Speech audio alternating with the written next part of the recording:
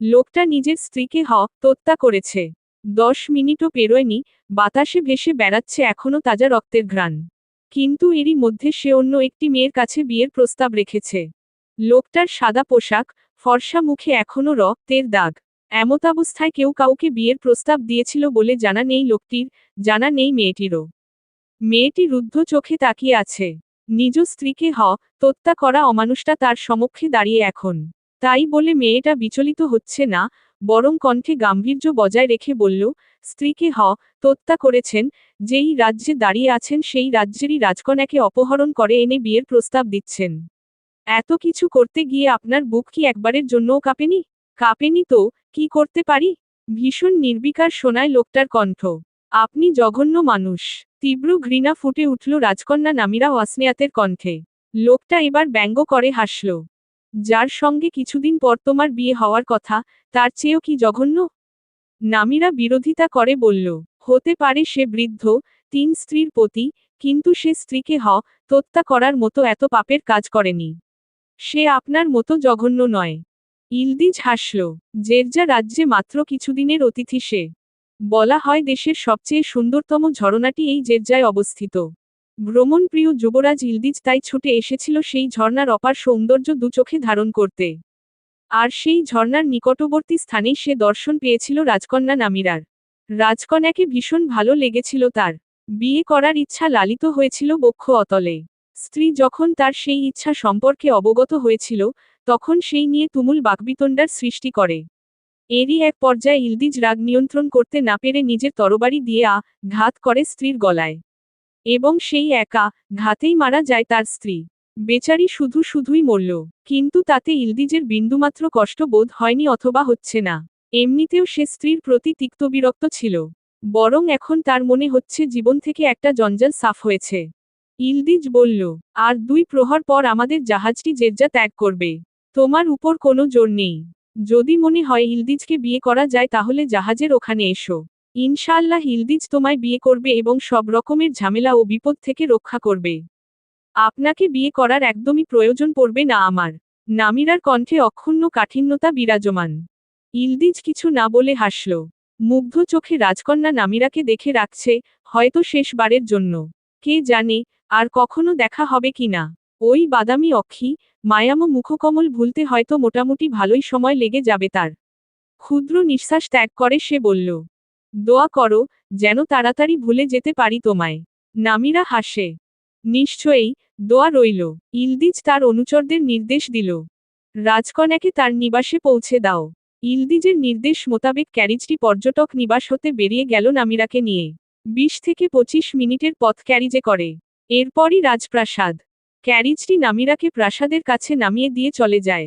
প্রবেশপথ পাহারায় থাকা প্রহরীরা প্রাসাদের কপাট খুলে দিল তার প্রবেশের জন্য।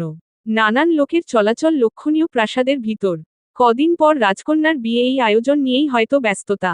এরই মধ্যে প্রাসাদকে চাকচিক্যময় করে সাজানোর কার্য আরম্ভ হয়ে গেছে। নামিরা এক পলক তার বিয়ের ব্যস্ততা অবলোকন করে এগোতে লাগল। জেরজা রাজ্যটি আয়তনে একটু বেশি ছোট এবং অর্থনৈতিক দিক থেকেও দুর্বল। এখানে জীবন ধারণের জন্য উপযুক্ত সবকিছু পরিপূর্ণভাবে নেই। ঋতু পরিবর্তনের সাথে সাথে এটা ওটার অভাব লেগেই থাকে 12 মাস। বর্তমানে শস্য দানার সংকট। সদ্যই লুকাহ রাজ্যের সঙ্গে তাদের একটা চুক্তি হয়েছে। লুকাহ রাজ্যের রাজার সঙ্গে জেরজা রাজ্যের রাজকন্যার বিয়ের বিনিময়ে লুকাহ রাজ্য জেরজাকে প্রয়োজন পরিমাণ শস্যদানা দিয়ে সহায়তা করবে। এজন্য বিয়েটা হওয়া অত্যন্ত জরুরি। কিন্তু রাজকন্যা নামিরা ভীষণ সন্দিহান, এই জরুরি কাজটা সম্পাদিত হবে তো? নামিরা নিজ শয়নকক্ষের সামনে এসে পৌঁছেছে। মনোরম নকশা খোদিত লোহার দরজাটা খুললেই তার শয়নকক্ষ। ভারী লোহার কপাট দুটো খুলতেই কেমন ভারিক্কি শব্দের উৎপত্তি হলো। ভিতরে চোখ পড়তেই সহসা এক মানুষকে দেখে চমকালো নামিরা। প্রথমে সামান্য ভয়, এরপর স্বস্তি মিলল। তার চাচাতো ভাই হামিম বসে আছে খাটের উপর। তারই অপেক্ষায় ছিল। আজ রাতে। হামিম কেবল এই শব্দ দুটো উচ্চারণ করেই শয়নকক্ষ ত্যাগ করল। নামিরা স্তব্ধ হয়ে দাঁড়িয়ে রয়। আজ রাতেই, আন্ডারস্কোর। ঘন কালো অন্ধকার ও ঘন কুয়াশাকে সঙ্গে নিয়ে এগিয়ে চলেছে ক্যারিজটি। পাথরের রাস্তায় ঘোড়ার পদধ্বনি রাতের নিস্তব্ধতা ভেঙে ভারী আওয়াজ তুলছে। চাবুকের বাড়ি পড়তেই ব্যথায় গুমিয়ে উঠে নিজেদের গতি বৃদ্ধি করছে ঘোড়াগুলো। কিছুক্ষণ পরপর নামিরা পিছনে তাকিয়ে দেখছে। কিন্তু অন্ধকার আর কুয়াশায় কিছুই দৃশ্যমান নয়। কতটা পথ ফেলে এসেছে তারা? হয়তো অনেকখানি। নামিরার চক্ষু জোড়া জলে আর্দ্র। যেখানে তার জন্ম, যেখানে বেড়ে ওঠা, সেই পরিচিত জেরজা ছেড়ে সে চলে যাচ্ছে বহুদূর। তাকে যেতেই হবে। ওই বৃদ্ধ রাজাকে সে কিছুতেই বিয়ে করতে পারবে না। বিয়েতে আর অসম্মতি জানানোর ক্ষমতাও তার নেই। আপত্তি জানানোয় তাকে অসহ্য যন্ত্রণা সহ্য করতে হয়েছিল। শরীরে এখনো ঘাতের দাগ ও ব্যথা দুটোই রয়ে গেছে। 4 দিন বন্দিশালায় কাটাতে হয়েছে, অভুক্ত থাকতে হয়েছে। বিয়েতে মতো দেওয়ার পরই মুক্তি লাভ করেছিল সেই অন্ধকার বন্দিশালা থেকে। মতো না দিলে হয়তো এখনো সে বন্দিশালায় কাটাতো এবং মৃত্যুর প্রহর গুনত। নামিরার সবচেয়ে বেশি কষ্ট হচ্ছে মায়ের জন্য। মায়ের মুখটি বারংবার মনে পড়ছে। প্রাসাদ ছেড়ে আসার সময় সে তার মা, চাচি ও এক বনতুল্য ভৃত্যার সঙ্গে দেখা করেছে কেবল। ওই কজনই রয়েছে তার আপনজন। বাবা, না, মানুষটাকে সে কখনো আপন ভাবতে পারেনি। আপন মানুষ হওয়ার জন্য যা বৈশিষ্ট্য থাকা জরুরি ওই মানুষটার ভিতর তা নেই। মানুষটা বরাবরই নিজ স্বার্থে সব করেছে। অন্য কারো ভালো মন্দ সে ভাবে না। সে এবং তার মা কেউ কখনো ভালো ছিল না ওই মানুষটার কাছে। পালিয়ে আসার আগে শয্যাশায়িনী অসুস্থ মাতার হাত দুখানি আঁকড়ে ধরে নামিরা বলেছিল, আম্মি যান, আমি আবার ফিরে আসব এবং আপনাকে নিয়ে যাব এই জঘন্য জায়গাটি থেকে। আমি আপনার জন্য প্রতিষেধক খুঁজব। আপনি আবার হাঁটবেন, হাসবেন ইনশাআল্লাহ। মা তখন ক্লান্ত কণ্ঠে বলেন, আর কখনো এখানে ফিরো না নামিরা। আমি এমনিতেও মারা যাব। তুমি ওখানে গিয়ে সুন্দরভাবে বাঁচো। মায়ের কথা শুনবে না নামিরা। সে অবশ্যই তার মাকে নেওয়ার জন্য ফিরে আসবে। ততদিনে ওই রাজ্যে তার নিজস্ব একটা জায়গা তৈরি করতে হবে। ওই রাজ্যটাও তার জন্যে একটা পরীক্ষা। সাহাইর রাজ্য। সে কখনো দুঃস্বপ্নেও ভাবতে পারেনি একদিন ওখানে সে যাবে। ক্যারিজ থেমেছে সমুদ্রের নিকটবর্তী রাস্তায়। কুয়াশা ভেদ করেও জাহাজের আলো দেখা যাচ্ছে। কয়েকজন যাত্রীকে দেখতে পেল নামিরা। সম্ভবত জাহাজের যাত্রীগণ। তারা জাহাজের দিকে এগোচ্ছে। নামিরা নামল। তার পরনে শীত নিবারণী পুরু পোশাক। মাথা ঢেকে রেখেছে ওড়না জাতীয় বস্ত্রে। সেই ওড়নায় মুখও আড়াল করার চেষ্টা তার। ক্যারিজ থেকে নামিরার থলেটাকে নামালো হামিম। থলেটাকে আঁকড়ে ধরল নামিরা। বিদায় ক্ষণ। মন ভার হয়ে আসছে হামিমের। সে বলল, ভালো থেকো নামিরা। নামিরার চোখ অশ্রু ছলছল, তবুও সে যথেষ্ট স্বাভাবিক থাকার চেষ্টা করে বলল, হুম, তুমিও। বিদায়। তোমার সাহায্য আমার মৃত্যু পর্যন্ত মনে থাকবে ভাই। হামিমের কান্না পেল কেন যেন। সে আর দাঁড়িয়ে থাকতে পারছে না। হয়তো নামিরার সামনে অশ্রু প্রকাশ করে ফেলবে। সে ক্যারিজে উঠে বসল, পাছে না আবার নামিরা তার চোখের বেদনা পড়ে ফেলে। জাহাজের আলো লক্ষ্য করে এগোতে লাগল নামিরা। জাহাজে বিশেষ অনুমতি চিহ্ন বিশিষ্ট এক টুকরো কাগজ দেখিয়ে তারপর প্রবেশ করতে হয়। নামিরাও তা দেখিয়ে জাহাজের ভিতরে প্রবেশের অনুমতি পেল। অনেক মানুষের সমাগম। জাহাজ আর কিছুক্ষণের মধ্যেই যাত্রা আরম্ভ করবে। এই জাহাজ যাবে আজারা রাজ্যে। সেখান থেকে অন্য জাহাজ নিয়ে নামিরাকে পৌঁছতে হবে সাহাইর রাজ্যে। কারণ জেরজা থেকে সাহাইর রাজ্যে কোনো নৌযান চলাচল করে না। এক রাজ্য থেকে অন্য রাজ্যে যাওয়ার অনুমতি নেই। এক রাজ্যের ব্যক্তি অন্য রাজ্যে দেখা গেলে হুকুম আছে সঙ্গে সঙ্গে হত্যা করার। কেন এত শত্রুতা জানা নেই নামিরার। কিন্তু সে সেই শত্রু রাজ্যেই যাচ্ছে। কারণ পরিচয় গোপন রেখে থাকতে পারলে সেখানেই সে সুরক্ষিত। অন্য কোনো রাজ্যে গেলে তার বাবা একদিন ঠিকই তাকে খুঁজে বের করবে এবং নিজ হস্তে মৃত্যুদণ্ড দিবেন। তার চেয়ে সবচেয়ে সুন্দর ও ধনী রাজ্যে সে নিজের একটা পরিচয় প্রতিষ্ঠা করে বেঁচে থাকবে। তবে নামিরার কাছে সবচেয়ে আশ্চর্যের যে বিষয়টা তা হলো তার মা কিভাবে ওই রাজ্যের মানুষের সঙ্গে সংযুক্ত। নামিরা সাহাইর রাজ্যে যার তত্ত্বাবধানে থাকবে, মাই হামিমের সাহায্যে তার সঙ্গে যোগাযোগ করিয়ে দিয়েছে। মা তাকে স্পষ্ট করে কিছু না বললেও নামিরা বুঝতে পারছে সাহাইর রাজ্যের সঙ্গে তার মায়ের কিছু একটা যোগসূত্র আছে। এখনো পর্যন্ত কিছুই জানে না সে। সব প্রশ্নের উত্তর হয়তো ওখানে গেলেই মিলবে। আন্ডারস্কোর সাহাইর রাজ্য দেশের বৃহৎ রাজ্যগুলোর একটি। ধনী ও অপার প্রাকৃতিক সৌন্দর্য ঘেরা। এখানে গরিষ্ঠ সংখ্যক মানুষের বাস রয়েছে। বেশিরভাগ মানুষই উন্নত জীবনযাপন করে। এ রাজ্যের সুনাম রয়েছে সর্বত্র। জাহাজ থেমেছে ঘাটে। যাত্রীরা নামছে। অন্য যাত্রীদের সঙ্গে সঙ্গে নামিরাও নেমেছে। তার হাতে থলে। পরনে আজারা রাজ্যের পোশাক। মোটামুটি প্রভাবশালীরা যেমন পোশাক পরে সেও তেমন পোশাক কিনেছে। এজন্য তার সঙ্গে আনা মুদ্রার 90% খরচ হয়ে গেছে বলা যায়। পোশাকটি সে কিনেছে যাতে তার সম্পর্কে কোনো প্রকার সন্দেহ না হয় কারো। যাতে মানুষজন মনে করে সে আজারা থেকেই এসেছে। পোশাকটি আসলেই ভীষণ সুন্দর। নীলচে রঙের পোশাকটি পা ছাড়িয়ে মাটিতে লুটছে। বলা যায় আজারার পোশাক তৈরিকারীরা অনেক দক্ষ এবং তাদের কল্পনা শক্তিও দারুণ। এখন সময় সকালবেলা। এই রাজ্যে কুয়াশার ঘনত্ব যেন আরো বেশি। নামিরা একটু দূরের কিছুই দেখতে পাচ্ছে না। তাকে জাহাজঘাট থেকে নিয়ে যাওয়ার জন্য লোক থাকার কথা। কিন্তু এখানে এই অপরিচিত জায়গায় কুয়াশার ভিতর কাকে খুঁজবে?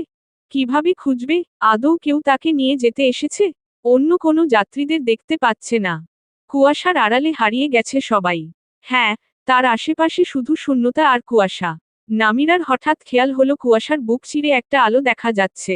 কেন যেন মনে হলো আলোটা একটা সংকেত। এমনটা কি হতে পারে আলোটা অনুসরণ করে এগোলে সে কাঙ্ক্ষিত মানুষের দেখা পাবে? উপায়হীন নামিরা আশা নিয়ে আলোটা অনুসরণ করে এগোতে লাগলো। কাছাকাছি আসতেই দেখতে পেল একটা মেয়ে লণ্ঠন নিয়ে দাঁড়িয়ে আছে। মেয়েটির পরনে কালচে রঙের 2 স্তর বিশিষ্ট পোশাক। এমন পোশাক কেবল সাহাইর রাজ্যের মেয়েরাই পরে থাকে। মেয়েটা জানতে চাইল, নামিরা ওয়াসনেয়াত? নামিরা স্বস্তি পেল। ঠিক লোকের কাছেই এসেছে সে। হ্যাঁ বোধক মাথা নাড়ল। মেয়েটা অতঃপর বলল, আমাকে অনুসরণ করুন। মেয়েটিকে অনুসরণ করে একটা ক্যারিজের নিকট এসে থামল নামিরা। ক্যারিজ চালক বসে আছেন নিজ আসনে। একজন মধ্যবয়স্ক লোক, মাথায় পাগড়ি, পরনের কুর্তাখানি কালো, দাড়ি গোফে মুখশ্রী আবৃত। নামিরাকে দেখে অভিবাদন জানালেন। সাহাইরে স্বাগত মাননীয়া। ধন্যবাদ। নামিরা উজ্জ্বল হাসল। লণ্ঠন হাতের মেয়েটা নামিরার ব্যাগটাকে ক্যারিজের ভিতর রেখে নামিরাকে ওঠার জন্য বলল।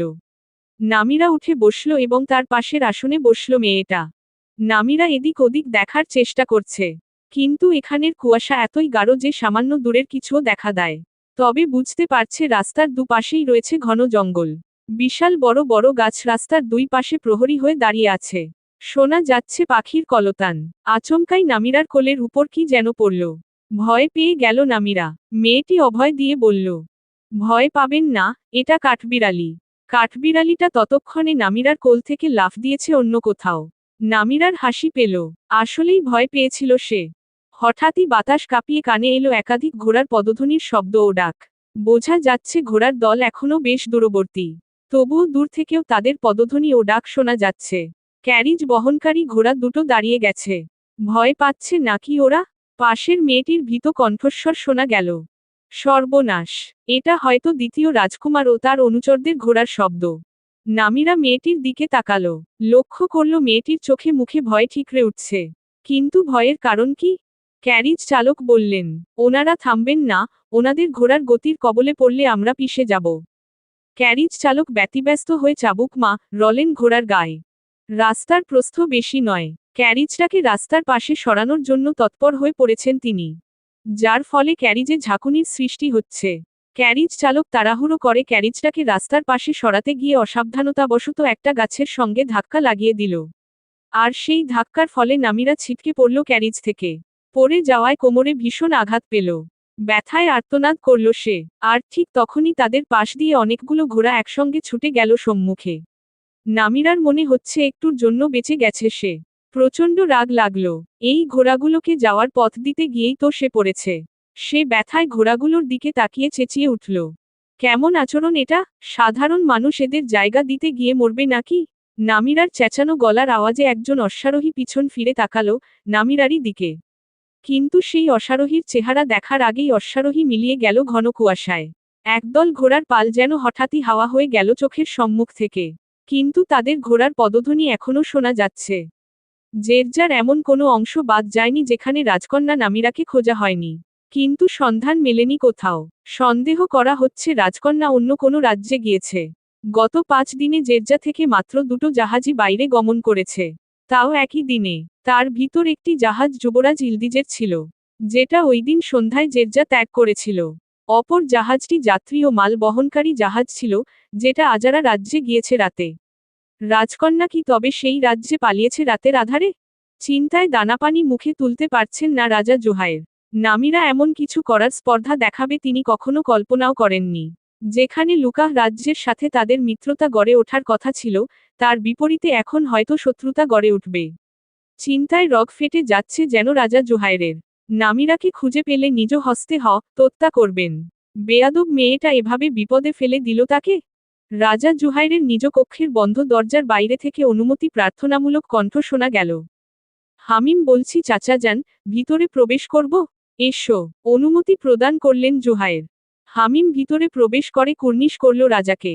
এরপর জানালো, আজারা রাজ্যে খবর পাঠিয়েছি। যদি নামিরাকে তারা খুঁজে পায় তবে বন্দি করে রাখবে এবং আমাদের খবর জানাবে। জুহাইর ভীষণ ক্ষুব্ধ চৈতন্যে বললেন, যে করেই হোক ওই কালসাপটাকে খুঁজে বের করো হামিম। একবার সাপটাকে পেয়ে গেলে টুকরো টুকরো করে কেটে ইঁদুর দিয়ে খাওয়াবো। হামিম অভয় বাণী দেওয়ার চেষ্টা করল। চিন্তা করবেন না চাচাজান, আমার ধারণা নামিরা আজারা রাজ্যেই আছে এবং আমরা ওকে খুঁজে পাব। হামিম মুখে এই কথা বললেও সে জানে রাজা জুহাইর তার কন্যাকে খুঁজে পাবেন না। তিনি বড্ড বেশিই দেরি করে ফেলেছেন। নামিরা হয়তো এখন আজারা ত্যাগ করে সাহাইরে রয়েছে। আর ওনার ধারণাতেও কখনো আসবে না নামিরা আজারা হয়ে শত্রু রাজ্য সাহাইরে গিয়েছে। কিন্তু হামিমের ভীষণ চিন্তা হচ্ছে, ওখানে কেমন আছে নামিরা, কেমন থাকবে? যদি ও রাজ্যের কেউ বুঝতে পারে নামিরা জেরজা দ্বীপের মেয়ে, তবে ওখানে ওর মৃত্যু নিশ্চিত। নামিরা কি পারবে পরিচয় গোপন রাখতে? ভালো থাকবে ওখানে? আন্ডারস্কোর। কোমরে ভীষণ লেগেছে নামিরার। মারোয়ার সাহায্য নিয়ে উঠে দাঁড়ালো সে। পোশাকে ধুলো লেগেছে। মারোয়া ঝেড়ে দিতে দিতে বলল, অনেক বেশি ব্যথা পেয়েছেন নাকি?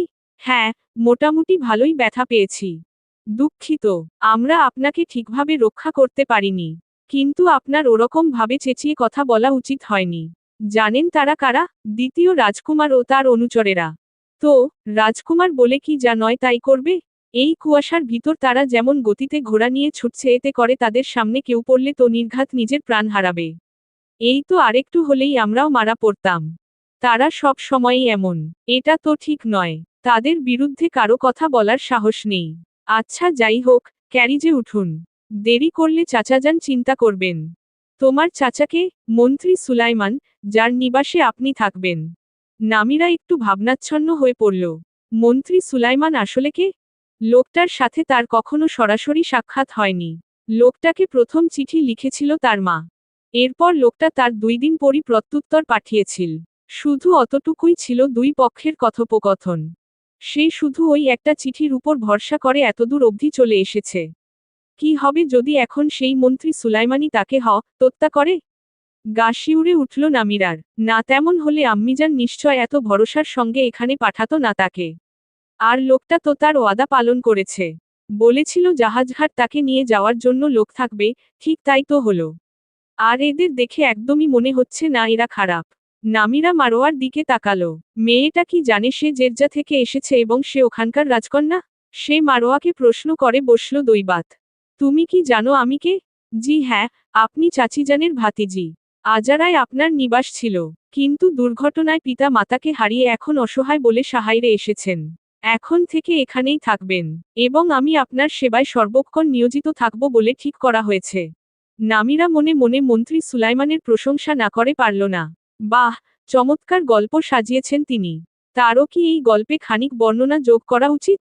সে চেহারাখানি দুঃখী করে বলল, আমার আব্বুজান যুদ্ধে নিহত হয়েছিল, এবং আম্মিজান আব্বুজানের চলে যাওয়া মেনে নিতে না পেরে ধীরে ধীরে অসুস্থ হয়ে পড়েন এবং তিনিও এক সময় আমায় ছেড়ে চলে যান। মারোয়া দুঃখ প্রকাশ করল। এটা ভীষণ মর্মান্তিক ঘটনা। আমার জীবনের মতোই। চিন্তা করবেন না, এখন থেকে আপনার সঙ্গে আমরা আছি। তারা সবাই ক্যারিজে উঠে বসল। কুয়াশা ধীরে ধীরে পাতলা হয়ে আসছে, এবং তারা যতক্ষণে গিয়ে মন্ত্রী সুলাইমানের নিবাসে পৌঁছল ততক্ষণে সাহাইর জুড়ে রোদের লুকোচুরি শুরু হয়ে গেছে। নামিরা বিমুগ্ধ হল। এ রাজ্য ভীষণ সুন্দর ও পরিপাটি। মনে হচ্ছে এখানে না এলে জীবন অপূর্ণ রয়ে যেত। আসার পথে যে বাসিন্দাদের সঙ্গে দেখা হলো তারা প্রত্যেকেই বিস্ময় নিয়ে দেখছিল তাকে। অপরিচিত কারো আগমন তাদের মাঝে একটু আধটু কৌতূহল উদ্রেক করবে, তাই স্বাভাবিক। মন্ত্রী সুলাইমানের নিবাসের প্রবেশপথে একটা লোহার ফটক রয়েছে। মারোয়া সেটা উন্মুক্ত করল। নামিরার থলেটাকে বহন করছে সে। তার পিছন পিছন এসে নিবাসের ভিতর পা রাখল নামিরা। পিছনের কপাটটি বন্ধ হয়ে যাওয়ার শব্দ হল। মুগ্ধ নয়নে মন্ত্রী সুলাইমানের নিবাস দেখতে লাগল নামিরা। দালানটি উচ্চতা ও প্রস্থে ভালোই বড়সড়। দালানের সম্মুখে যে উন্মুক্ত স্থলভাগ রয়েছে সেখানে বিভিন্ন রং ও আকারের ফুল শোভা পাচ্ছে। রয়েছে একটা বিশাল ওক গাছ, যে গাছের ডালগুলো ভরে আছে নীলচে পাখির উপস্থিতিতে। সেখান থেকে একটি পাখি উড়ে এসে মারোয়ার কাঁধে বসল।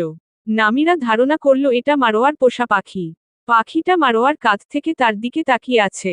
নামিরার মনে হলো পাখিটা স্বাগত জানাচ্ছে তাকে। দরজা ঠেলে অন্দরে প্রবেশ করল মারোয়া। ভিতরে দুইজন ভৃত্যাকে দেখা গেল ঘর পরিষ্কার করছে। নামিরা চতুর্দিকে চোখ বোলাতে লাগলো আরো কাউকে দেখতে পাওয়ার আশায়, কিন্তু আর কাউকেই দেখা গেল না। বাইরে থেকে দেখে বোঝা যাচ্ছিল না ভিতরটা এত বড় হবে। মারোয়া ভবনের পিছন দিকে একটা দরজা দেখিয়ে বলল, ওটা আপনার ঘর। নামিরা এগোচ্ছিল দরজাটার দিকে, আচমকা একটা তীর ঠিক তার কানের পাশ দিয়ে গিয়ে গেঁথে গেল কাঠের দরজার গায়ে। সঙ্গে সঙ্গে স্তব্ধ হয়ে গেল নামিরার শরীর। কয়েক সেকেন্ড নড়তে পারল না, ভয় মুখমণ্ডল ঘেমে গেছে তার। তীর ছোড়া মানুষটাকে দেখতে সে এবার পিছন ফিরল। দেখল ধনুক হাতে একজন 20-22 বছরের যুবক দাঁড়িয়ে আছে অনেকটা দূরত্বে। মারোয়া তাকে দেখে কুর্নিশ করল। ছেলেটা তাকিয়ে আছে নামিরার দিকে। মারোয়াকে প্রশ্ন করল, কে ও? মারোয়া উত্তরে বলল, আপনার বোন। ছেলেটা যেন বিরক্তবোধ করল। মারোয়া, তোমার কি ধারণা আমি আমার বোনদের চিনি না? না, আমি বলতে চাচ্ছিলাম, ইনি আপনার মামার মেয়ে। আর আমার ধারণা আপনি আপনার মামাতো ভাই বোনদের চেনেন না। মারোয়ার কথার প্রেক্ষিতে নামিরা বুঝতে পারল ছেলেটা মন্ত্রী সুলাইমানের সন্তান। ছেলেটা বলল, মামাতো বোন, এখানে এসেছে কেন? এখন থেকে এখানেই থাকবে। কেন? সে ব্যাপারে আপনার পিতা মাতার সাথে কথা বললে মনে হয় ভালো হবে। তুমি আছো কিসের জন্য তাহলে? বিরক্তি উপচে পড়ল ছেলেটার চোখে মুখে। সে অন্য দিকে ঘুরে তীর ছোড়ার জন্য লক্ষ্য নির্ধারণ করল। একটা তীর উড়ে গিয়ে গেঁথে গেল কাঠের আসবাবপত্রে। নামিরা দরজায় গেঁথে যাওয়া তীরটাকে টেনে তোলার চেষ্টা করল, কিন্তু আশ্চর্য তীরটাকে তোলা যাচ্ছে না। পিছন থেকে হঠাৎ একটা হাত এসে তীরটাকে আঁকড়ে ধরল এবং একটানেই তুলে নিল তীরটাকে। পিছন ফিরে দেখল নামিরা, তীর ছোড়া ব্যক্তিই তীরটা তুলেছে। ছেলেটা বিদ্রূপ করে বলল, আলীর ছোড়া তীর টেনে তুলবে এত শক্তিধর তুমি নও মামাতো বোন। আলী? তার মানে ছেলেটার নাম আলী? তীর নিয়ে চলে যাচ্ছিল আলী, নামিরা বলল। তীর ঘরের ভিতর ছোড়ার জিনিস নয়। আলী ফিরে তাকালো, কাট কাট কণ্ঠে বলল, আমার তীর, আমার ঘর, তাতে তোমার কি? এতে ঘরের ক্ষতি হচ্ছে। ঘরের ক্ষতি হচ্ছে? তোমার ক্ষতি তো করছি না। তোমার ক্ষতি করব কি? আলী ধনুক তাক করল নামিরার দিকে। পিলে চমকে উঠল নামিরার। মারোয়া শঙ্কিত কণ্ঠে বলে উঠল, কি করছেন ভাই আলী? আলী ঠোঁট বাঁকা করে হাসল। ছুড়ে দিলেই তোমার মৃত্যু নিশ্চিত। আলীর তীর এখনো নামিরার দিকে তাক করা। কিন্তু নামিরা ভয় পাচ্ছে না আর। সে বলল, ছুড়ে দিলেই মৃত্যু নিশ্চিত ঠিক, কিন্তু আপনি তীরটা ছুড়বেন না এটাও নিশ্চিত। এত নিশ্চিত কি করে হচ্ছ? আমি নিজেও তো এত নিশ্চিত নই। আজকের আগে আমি তোমাকে চিনতামও না, তোমার মৃত্যু হলেও বা আমার কি? আলীর পিছনে একজন নারী মুখ দেখা গেল। মারোয়া কুর্নিশ করল তাকে দেখে। মহিলাকে সম্মানী মনে হচ্ছে। মারোয়ার দেখা দেখি নামিরাও কুর্নিশ করল। মহিলা কঠিন গলায় আলীকে বললেন, আলী, এখানে কি করছো? আলী সবে মহিলাকে খেয়াল করেছে। ধনুকটা নামিয়ে ফেলল সঙ্গে সঙ্গে। কোনো রকম বাকবিতণ্ডা না করে ভদ্র ছেলের মতো বলল, আমার হয়তো বাইরে যাওয়া উচিত আম্মি, আমি চলে যাচ্ছি। আপনার সঙ্গে পরে দেখা করব। আলী নিজ কথা মোতাবেক চলে গেল। নামিরা মহিলাকে দেখছে। আলীর কথায় বুঝতে পেরেছে ইনিই মন্ত্রী সুলাইমানের স্ত্রী। খুব সুন্দর চেহারা। মহিলা নামিরার গালে স্নেহের হস্তপরশ বলিয়ে বললেন, ভীষণ সুন্দর তুমি, ঠিক তোমার মায়ের মতন। মায়ের কথা শুনে বিস্মিত হয় নামিরা। মহিলা কি তার মাকে দেখেছে? কিভাবে? মারোয়া সামনে থাকাতে কিছু জিজ্ঞেস করতে পারল না। মহিলা বললেন, হামামে তোমার গোসলের জন্য পানি প্রস্তুত করতে বলছি, তোমার নিশ্চয় গোসল করা প্রয়োজন। এর বেশি বাক্য ব্যয় না করে মহিলা চলে গেলেন। অতঃপর নামিরা নিজ কক্ষে প্রবেশ করল। কক্ষটি বেশি বড় নয়, ছোটর ভিতরই সবকিছু পরিপাটি। খোলা বাতায়ন দিয়ে ফুলের মিষ্টি ঘ্রাণ ঘরে আসছে। বাইরে উকি দিল সে। নজরে পড়ল একটি জলাশয়, যার চারপাশ ফুল উদ্ভিদময়। সেখানে সাঁতার কাটছে একটি মেয়ে। মারোয়া লক্ষ্য করেনি নামিরা জানালা দিয়ে বাইরে তাকিয়ে আছে। যখন লক্ষ্য করল এগিয়ে গিয়ে নামিরার পাশে দাঁড়ালো সে। নামিরার লক্ষিত দৃশ্যপটটি দেখা মাত্রই জানালার পর্দা টেনে দিল। নামিরা প্রশ্ন চোখে তাকালো মারোয়ার দিকে। মারোয়া বলল, লুকিয়ে লুকিয়ে কারো স্নান করা দেখা দণ্ডনীয় অপরাধের ভিতর পড়ে। বোন জানতে পারলে আপনার শিরচ্ছেদ করবে। বোন? হ্যাঁ, বোন তোহফা, চাচা সুলাইমানের বড় সন্তান। ও, আসলে আগে কখনো সামনাসামনি কারো সঙ্গে দেখা হয়নি, তাই চিনি না। তাহলে সে আমার ফুফাতো বোন তোহফা। সে নিজের বোনকে হত্যা করবে? আসলে সে ভীষণ রাগী প্রকৃতির। রেগে গেলে তার কাছে কিছুই অসম্ভব নয়। সে কি জানে আমি এসেছি? মনে হয় না। দোরগোড়া থেকে একজন বৃত্তার কণ্ঠস্বর ভেসে এলো।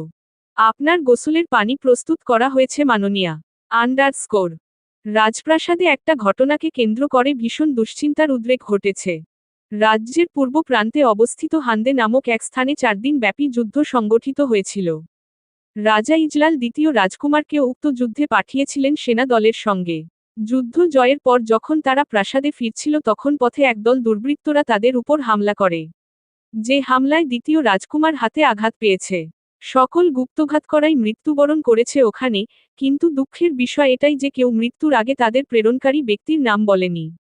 তাই হামলাটা কার নির্দেশে হয়েছে সেটা জানা যায়নি। এটা সহজেই অনুমেয় যে আক্রমণের উদ্দেশ্য ছিল রাজকুমারকে হত্যা চেষ্টা। কিন্তু এই কাজ কে করবে? কেন করবে? দাদা মুবতাসিম খবর পাওয়ামাত্র ছুটে এলেন দ্বিতীয় রাজকুমারের কক্ষে। এই সময় এখানে আরও উপস্থিত আছেন চাচা উসামা। দাদা মুবতাসিম এসে দেখলেন দ্বিতীয় রাজকুমার ওমর নিজের ক্ষত নিজেই সেলাই করছে। কিন্তু সেলাই করার ফলে তার মুখে ব্যথার কোনো প্রকাশ অলক্ষণীয়। ওমরকে নিজের ক্ষত নিজে সেলাই করতে দেখে দাদা মুবতাসিম বললেন, তুমি কেন কষ্ট করছো ওমর? আমি চিকিৎসালয় থেকে সেবিকা ডেকে পাঠাচ্ছি। তার প্রয়োজন নেই দাদাজান। দাদা মুবতাসিম এই প্রসঙ্গে আর কিছু বললেন না। তিনি জানেন ওমর কেমন একরোখা এবং কঠিন।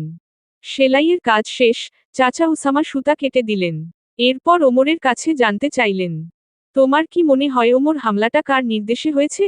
ওমর গায়ে বস্ত্র চাপিয়ে নিতে নিতে নির্বিকার কণ্ঠে বলল, জানি না। উসামা চিন্তিত হয়ে পড়লেন। কে করেছে কাজটা এটা জানা অত্যন্ত জরুরি। তবে তিনি ওরমকে দেখে বিস্মিত। ওমর বিষয়টা নিয়ে যেন মোটেও ভাবিত নয়। ওকে ভীষণ নিশ্চিন্ত এবং নির্লিপ্ততা দেখাচ্ছে। এটাও চিন্তার বিষয়। কারো উপর মলা হলে কেউ এত নিশ্চিন্ত কিভাবে থাকে? দাদা মুবতাসিম বললেন, তোমার জন্য চমৎকার কিছু খাবার প্রস্তুত করতে বলি। বলে তিনি কক্ষ ত্যাগ করলেন। তার চলে যাওয়ার একটুক্ষণ পরই রাজা ইজলাল এলেন। খবর শুনেছেন তার দ্বিতীয় পুত্রের উপর মলা হয়েছিল এবং আঘাত পেয়েছে, এজন্যই দেখা করতে আসা। তিনি আসাতে উসামা বাইরে বেরিয়ে গেলেন, বাবা ছেলেকে একান্তে কথা বলার সুযোগ প্রেরণ করতে। রাজা ইজলাল উদ্বিগ্ন হয়ে বললেন, তুমি ঠিক আছো ওমর? ওমর বেশ স্বাভাবিক গলায় উত্তর দিল, হ্যাঁ, একদম ঠিক আছি। তবে মনে হচ্ছে আমি ঠিক না থাকলেই আপনি বেশি খুশি হতেন আব্বুজান। রাজা ইজলাল ছেলের কথায় চমকে যান। অবাক হয়ে বলেন, কি বলছো? ওমর হাসে, তবে তার চোখে তিক্ত যন্ত্রণার প্রকাশ। বলল, ওই ব্যক্তিটা আপনি ছিলেন, তাই না? রাজা ইজলাল খারাপ কিছুর শঙ্কা করছেন। কি বলতে চাচ্ছে ওমর? তিনি বললেন, তোমার কথা বুঝতে পারছি না ওমর। না বুঝতে পারাই ভালো। আমিও বুঝতে চাই না, কিন্তু দুর্ভাগ্যবশত আমি সব বুঝতে পারি আব্বুজান। জানা বোঝা আর জানাই আমার জন্য ভালো। আমি বুঝতে পারছি না তুমি কিসব কথা বলছো। মনে হচ্ছে তুমি অসুস্থ, তোমার বিশ্রাম প্রয়োজন। এই কথা বলে ইজলাল বের হয়ে গেলেন। তার পক্ষে ওমরের সামনে বেশিক্ষণ দাঁড়ানো সম্ভবও ছিল না। কিভাবে বুঝল ওমর? কেউ কি মৃত্যুর আগে তার নাম বলে গিয়েছে? উসামা কক্ষের বাইরে দাঁড়িয়েছিলেন। রাজাকে কেমন অস্থির হয়ে বের হয়ে যেতে দেখলেন। দৃশ্যটা বড্ড দৃষ্টিকটু ও কৌতূহলপূর্ণ ঠেকল তার কাছে। কি কথোপকথন হলো পিতা পুত্রের মাঝে? আন্ডারস্কোর। আজকের চাঁদটা গোলাকার এবং খুব উজ্জ্বল। জ্যোৎস্নায় ভাসছে সাহাইর। আজ রাতে একটা রাত ভ্রমণ হলে মন্দ হতো না। কিন্তু কার সঙ্গে বের হবে? তাই তো ঘরের চালের উপর বসে জ্যোৎস্নার আলোয় প্রকৃতি উপভোগ করছে। চালের উপর রয়েছে লতানো উদ্ভিদে লাল রঙের মিষ্টি ফলের সমাহার। এখান থেকে ফল সংগ্রহ করতেই উঠেছিল মারোয়া, শখ করে নামিরাও উঠল। এবং অনেকক্ষণ ধরে এখানেই বসে আছে তারা। পাশাপাশি বসে ফল খাচ্ছে। এই ফল নামিরা আগে কখনো খায়নি। গোলাকৃতির ছোট ছোট লাল রঙা ফলগুলো দেখতে যেমন সুন্দর, খেতেও ভীষণই সুস্বাদু। অনেক ফল সংগ্রহ করেছে তারা। একটা ঝুড়ি প্রায় ভরে গেছে, যেটা তারা দুজন মিলে অর্ধেক করার চেষ্টা করছে। হঠাৎ হঠাৎ শীত বায়ু এসে গায়ে লাগছে। কিন্তু একদমই খারাপ লাগছে না নামিরার। বরং এখন সে এই শীতকেও উপভোগ করছে। অথচ আজ যদি সে এখানে না থাকতো জীবনের কোনো মানে উপলব্ধি করতে পারত না। এক বৃদ্ধ রাজার স্ত্রী হতো সে, এক বিবর্ণ জীবন কাটাতো। কিন্তু তেমনটা যে হয়নি এটা ভাবতেই স্বস্তিতে চোখে জল আসছে। মায়ের কথা চিন্তা করেও মন ভার হয় তার। কি হবে যদি বাবা তার পালিয়ে যাওয়ার জন্য মাকে সন্দেহ করে বসে? এই চিন্তাটা আগে হয়নি, এখন হচ্ছে। ওক গাছের ওখান থেকে একটা পাখির ডাক শ্রবণ হতেই সেদিকে তাকালো নামিরা। কিন্তু কোনো পাখি দেখা গেল না। গাছটির ডালগুলোতে ঝুলছে অসংখ্য লণ্ঠন। সেগুলো জ্বলছে। বেশ সুন্দর লাগছে দেখতে। সাই করে চোখের সামনে দিয়ে কিছু উড়ে গেল। নামিরা লক্ষ্য করে দেখল উড়ে যাওয়া পাখিটা মারোয়ার কোলের উপর বসেছে। হয়তো এটা মারোয়ার সেই পোষা পাখিটা। ওর নীল পালকগুলো কি সুন্দর। নামিরা একটা আঙুল বুলিয়ে দিল ওটার গায়ে। কি নাম ওর? জানতে চাইল নামিরা। কোনো নাম দিইনি। মারোয়া হঠাৎ বলল, আমাদের এখন নিচে যাওয়া উচিত, অনেকক্ষণ আমরা এখানে রয়েছি। আমাদের না দেখার ফলে তাদের দুশ্চিন্তা হতে পারে। মারোয়া উঠে দাঁড়ালো। নামিরাকে সতর্ক করে বলল, সাবধানে উঠুন। নিজের একটা হাত নামিরার দিকে বাড়িয়ে দিল সে। নামিরা মারোয়ার হাত ধরে উঠে দাঁড়ালো সাবধানতার সহিত। কিন্তু তার দীর্ঘ পোশাকের অংশ পায়ের নিচে আটকে গিয়ে পা ফসকালো তার। চিৎকারের শব্দ। দাঁড়িয়ে গেল ওমর। চিৎকার অনুসরণ করে উপরের দিকে তাকাতেই একটা ভারী মানবদেহে এসে পড়ল তার উপর। সহসা এমন ঘটনায় অপ্রস্তুত ওমর সেই মানবদেহের ভারে পড়ে গেল মাটিতে। চোখ খিচে আছে নামিরা। সে কি মরে যাচ্ছে? মৃত্যু যন্ত্রণা কেমন হয়? না, খুব বেশি ব্যথা অনুভব তো করছে না। কি হলো ব্যাপারটা? খিচে রাখা চোখ দুটো ধীরে ধীরে খুলল সে। মনে হলো কোনো মনুষ্য দেহের উপর তার শরীরটা। এবং সেই দেহের মানুষটা তাকে ধাক্কা দিয়ে ফেলে দিল নিজের উপর থেকে মাটিতে। আরও একবার ব্যথায় পুরো শরীর অবশ লাগল নামিরার। হাতের কনুইতে বড্ড লেগেছে। সে খানিক ধাতস্থ হয়ে উঠে বসল। পাশের মানুষটাও তড়িৎ গতিতে উঠে দাঁড়ালো এবং সঙ্গে সঙ্গে নিজের তরবারি বের করে ধরল নামিরার গলায়। হৃৎপিণ্ড গলার কাছে এসে আটকে গেল যেন নামিরার। ভয়ে তার চক্ষু স্ফীত। তরবারি হাতের মানুষটার মুখে হিংস্র রাগের উপস্থিত।